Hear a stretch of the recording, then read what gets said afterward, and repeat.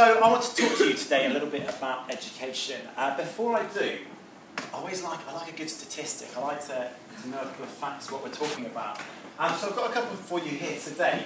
9.5 million children are in schools in the UK at the moment. It's a huge number of people that we're talking about. £88 billion forecast spending on education next year. A huge amount of money. It's about 10% of GDP, that. 7% of students in the UK go to private school. So I think these facts, we're going to come back to them throughout the talk, because what I really want to talk to you today is about my idea of the perfect school. And I want to look at some of the problems that we're facing in the UK at the moment and figure out how we can solve them. Because we spend a lot of time hearing in the news about education, about all these different policies that are coming in to try and create these perfect schools. So I want to give you a bit of my own experience of what I think makes a perfect school. Before I do, I think it's important that I do just note that although I work for TeachFirst, these views are my own views. I think it's important to say that and don't necessarily reflect those of TeachFirst. So where do we start with creating this perfect school? I think it comes down to the beginning of the day. It comes down to breakfast, and it sounds like quite a strange point to start on why I'm talking about breakfast when I'm talking about education. But when I used to walk to my school in Feltham, I'd get the train in, I'd walk in the mornings, I'd walk past the shop, and the kids would all be hanging out outside the shop. They'd be there drinking their Lucozade, their Monster Munch, they'd be eating crisps, they'd be eating sweets, and they'd be drinking fizzy drinks. And that is how they start their day. That's their breakfast. I eat cereal personally for my breakfast, and it gets me off to a great start. And I really worry about the beginning of the day for students who do eat crisps and fizzy drinks, and that is their main diet. And I feel it's really important that we can address that before we address education, because as you can imagine, the behaviour, the correlation between behaviour and what kids eat is huge. And I think we need to invest possibly more money in solving these problems. 20% of the children in the UK, that's 2 million people, 2 million children are considered to be obese. And their diet, I think, has a real negative implication on how they act within the schools. So I feel that's the first thing that we need to address. So what is it that schools are trying to achieve? What's their purpose? They are trying to get good grades. You've probably heard about the A star to C performance measure that all schools are measured by in the UK. And schools are trying to constantly increase that. And I really worry about that. It doesn't sound like it's a worrying situation, because there's a school where, let's say, 50% of their kids get 5 A star to C grades. And there's a school where 60% of their kids get A star to C grades. And you think, where am I going to send my kids? You probably go to the school where they've got 60% A star to C grades.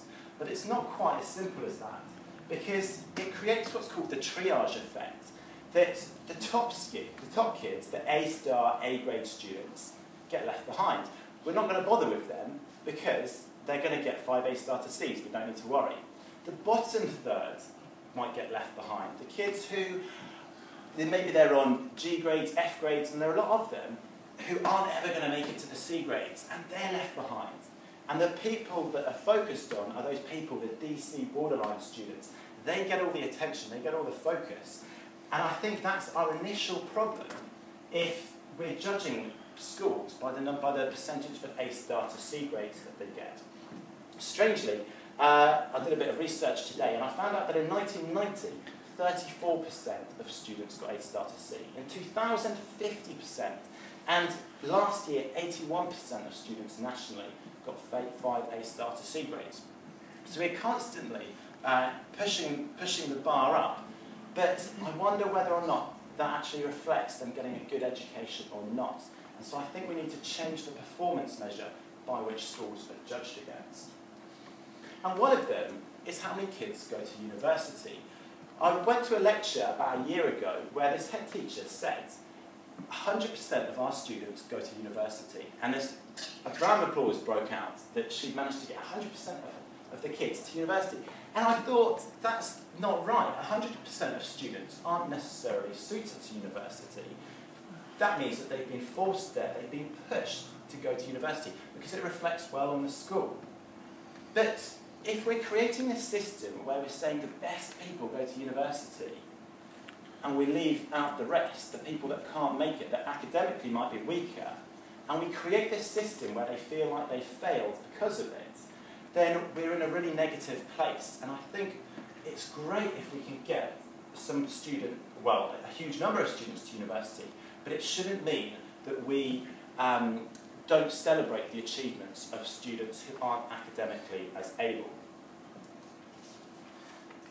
This is one of my favourite quotes. Everybody is a genius, but if you judge a fish by its ability to climb a tree, it will live its whole life believing that it is stupid. And I think that links into what I was saying, that we judge people within schools far too much on their academic ability, and not enough on some of the other things that are important within school life. This extracurricular clubs that they do, the football, the drama, things that people can be absolute experts at, but they're not given the time of day because academically they aren't strong enough. And I think we need to spend more time focusing on these extracurricular activities. Apart from anything else, it brings in the passion and it brings in the fun. And I hope that we all can look back to our childhood and think school is a fun place to be. And we really need these activities if we're going to create a society where being a child is fun, and school is a fun place to be, and where you can be passionate. So linking to that is that idea, if we're not going to say everybody should go to university, we need to provide opportunities for other people. We need to provide opportunities for people who might be of a weaker ability or who don't necessarily want to go to university.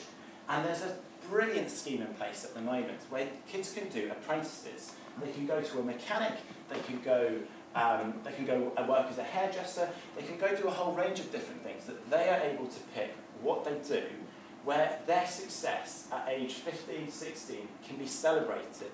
And I think that we need to see more of this happening within our schools, where we can congratulate people and say, you've really absolutely nailed it, you've achieved so much, you might not be going to university, but you've got a great job lined up for you in the future. So I believe we must provide more opportunities like this for some of our students.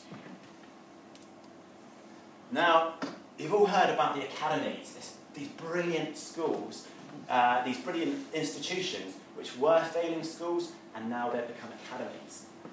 But I don't think the situation is necessarily as positive as it might seem for these academies. Not always. Sometimes they're great, but there are some problems that lie within them. And my personal view is that the academies are run too much like businesses. That we take somebody who was maybe very successful in business, who got amazing profit, hit all their targets, and we say, you turn this business around, you can turn this school around. And it doesn't work like that, because the head teachers tend to be very target focused. And if you're target focused, then all you care about is hitting targets. And what we need to find is a system where the head teacher actually cares about the students and the people and the things that they can achieve, rather than just hitting these percentages that don't really necessarily mean anything to the actual students. You're probably wondering what this picture is of. This picture is of happy teachers, people that are enjoying themselves. And this is what we need, happy teachers. And I'm reading Richard Branson's book at the moment, his autobiography, which I recommend to anybody. It's very good.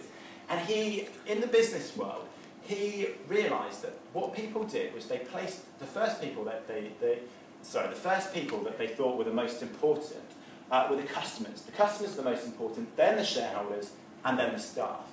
And he said, nope, we're going to change it. It's the other way around in Virgin. We're going to make sure that the people that are happiest are the staff. Because if the staff are happy, the customers will be happy. And if the customers are happy in buying, then the shareholders will be happy. And I think it's very similar within education. Although I have said that they shouldn't always be treated like businesses, I do think that the same is true, that we need to make sure that the staff within schools are happy. They need to be enjoying themselves. The odd staff party might not do anything good for the progress of students on that particular day, but I think the net effect is a really positive one. And I think we can see in a lot of very good schools, the staff turnover is about 5%. People leave when they retire. The school is good, the staff stay. But in a lot of the academies that are opening up at the moment, the staff turnover is as high as 30%. A third of the teachers are leaving, and it's a very clear sign that they don't enjoy their work, and I think that's a clear sign that the school is struggling and it isn't as good as it could be. So I think a big focus has to be on making sure the staff are happy. Now, behaviour. Behaviour is a big issue in schools. There are a lot of students that mess around in class. And how do we deal with that? Well, I don't know if you've heard about fun theory, but I found out recently about a project that happened in the USA. And there's a lot of speeding. There's a lot of speeding everywhere in the world, but there's a lot of speeding, obviously, in the USA. And they tried to figure out a way of how can they stop cars from speeding? How can they make sure that our roads are safer? And so a few people came up with the idea, well, we're going to just increase the fines. We'll put more speed cameras in, we'll double the fines, people will stop speeding. And it didn't work. They did that, it didn't work. And a guy came in and said, I'm going to try something different. I'm going to put a speed camera in place, and it only records people that are under the speed limit. And he took a picture, the speed camera took pictures of everybody that was under the speed limit, and it entered them into a lottery to win, I think it was about $10,000. And every month, somebody would win the lottery in that town for driving at a safe speed. And the speed along that road fell by about, I think it was about 7 miles per hour, much less than any other speed camera in the whole of the USA.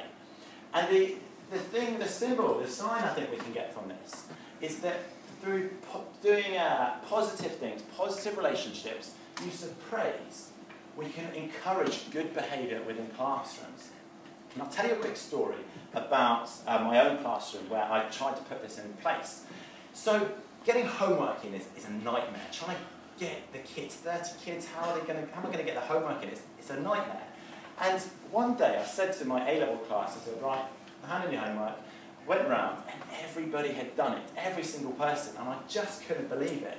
And I just shouted for joy, and I said, we're going to have a party. And I turned up the music full volume, I had a big box of celebrations in my desk, and I got them out, and I just threw them around the room. And the kids went wild, they went mad for it. And after that, I said, we're going to have a homework party from now on. Every time you all get your homework in, we'll have a party. And I can honestly say, I never, from that class, had a missing homework the rest of the year. Never. And I think we can learn something from this, that through use of positive praise and positive encouragement, we can definitely help sort out some of the behavioural issues that we have in our classrooms. You might have seen Nick Clegg recently on the news. He split from the Conservative government. He said that if you do not own this piece of paper, you cannot teach in schools. You must have a qualification if you're going to be a teacher. And that's all it is, it's a piece of paper. And it strikes me as slightly strange why we are so obsessed in this world of needing pieces of paper to be able to do things. Because I don't imagine that William Wallace, he had a master's in leadership. I can't imagine that Captain Cook passed his yacht masters before sailing around the world. I think that we place too much focus on qualifications and on pieces of paper in this country, and we don't focus enough on experience and on passion, because that's ultimately what I believe is the most important thing. We need teachers that care. Teachers that care about the kids, that ask them questions about how they're doing, how their home life is, how their studies are going, how their relationships are, how they are feeling in life. We need teachers that care about students. I'm going to tell you a quick story about a teacher called Susan at my school. Now, I don't know if anybody recognises this. That picture. Anybody know what that is? No. That's Thorpe Park? It's Thorpe Park, it is. It's the South's better version of Alton Towers for you guys. Now, she was a maths teacher, Susan, and she came in my third year of teaching. And she taught this class who hated maths. They hated it because the year before, they didn't have a teacher. Every lesson, they were given a textbook, and they were told, do the sums out this textbook, and get on with it. and they hated maths, and you can understand why. So she started by saying, right, let's stop the maths, we're going to go to Thorpe Park. And she took them on this trip and showed them, quite subtly, about how important maths was within life. And they talked all about the acceleration and the velocity and the loops and however that, I don't know much about maths, but however that maths comes into it. They talked about how important maths is, and the kids got it. They suddenly realised, wow, maths is a cool subject. And she made a real impact on their lives. She really cared about them, and she was able to inspire them to want to work hard in maths. So I want to show you a quick video before I finish about why teachers are so important, why teachers that care and that are passionate are so important within our school systems.